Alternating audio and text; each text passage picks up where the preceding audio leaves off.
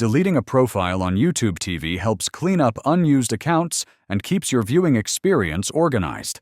Since YouTube TV profiles are linked to your Google Family group, removing a profile means removing that family member from the group.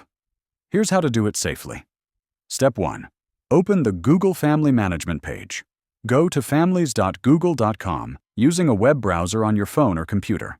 Make sure you're signed in with the primary account that manages your YouTube TV subscription. Step 2. Access your family group. Once inside, you'll see all members currently added to your family group. Click on the member whose profile you want to delete. Step 3. Remove the family member. Select Remove Member or Remove from Family Group. Google will ask you to confirm the removal. Once confirmed, that person's YouTube TV profile, DVR recordings, and recommendations will be deleted. Step 4. Refresh YouTube TV. Open the YouTube TV app or website and refresh the page. The deleted profile will no longer appear in the Profile selection menu.